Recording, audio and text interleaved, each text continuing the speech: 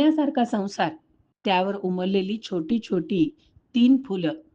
पण क्षणार्धात पती-पत्नीच्या वादातून या संसार वेलीला होरपळून टाकलं.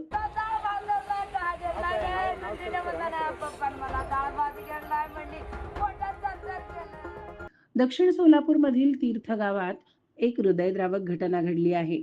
भीमा अण्णप्पा वाघमारे वय 34 राहणार तीर्थ या व्यक्तीने कौटुंबिक कारणातून आपला मुलगा प्रतीक वाघमारे वय 6, मुलगी प्रगती वाघमारे वय 8 आणि प्रतीक्षा वाघमारे वय 4 अशा चिमुकल्यांना शेतात नेऊन विष पाजले आणि नंतर स्वतःही विष घेऊन आपली जीवनयात्रा संपवल्याची हृदयद्रावक घटना घडली आहे. याबाबत गेल्या काही दिवसांपासून पत्नी आणि पतीमध्ये घरगुती वाद सुरू होता. वाद वाढल्याने पत्नी देगाव येथील आपल्या माहेरी निघून गेली होती. समजूत काढूनही ती यायला तयार नसल्याने नैराश्यात वाघमारे यांनी हा निर्णय घेतल्याचे प्राथमिक माहितीत समोर आले आहे. स्वतःचे आयुष्य संपवण्यापूर्वी भीमाने पत्नीला फोन करून "मी निघालो आहे, मुलांना घेऊन जा" असा भावनिक संवाद साधला. मात्र त्याला तिने प्रतिसाद दिला नाही.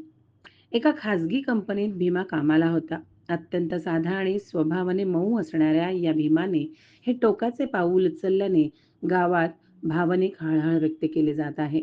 दरम्यान प्रतीक व प्रतीक्षा या दोघांवर शासकीय रुग्णालयात उपचार सुरू असून 4 वर्षीय प्रतीक्षा हिच्यावर कुंभारी येथील खासगी रुग्णालयात उपचार सुरू आहे. मात्र या तिघात प्रतीक्षा हिची प्रकृती चिंताजनक असल्याची माहिती पुढे आली आहे. पण एकंदरीतच सोलापुरातल्या या तीर्थगावात घडलेल्या घटनेने संपूर्ण सोलापूर हळहळले आहे. म्हणजे केवळ औषध नाही, तर निसर्गाच्या योग्य उपचारांनी मिळणारी खरी आरामदायक अनुभूती. सोलापूरमध्ये निसर्गोपचाराचं विश्वासाचं नाव लिमये निसर्गोपचार केंद्र.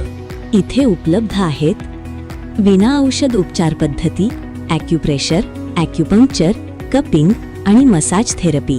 सर्व प्रकारच्या आजारांवर निसर्गाच्या माध्यमातून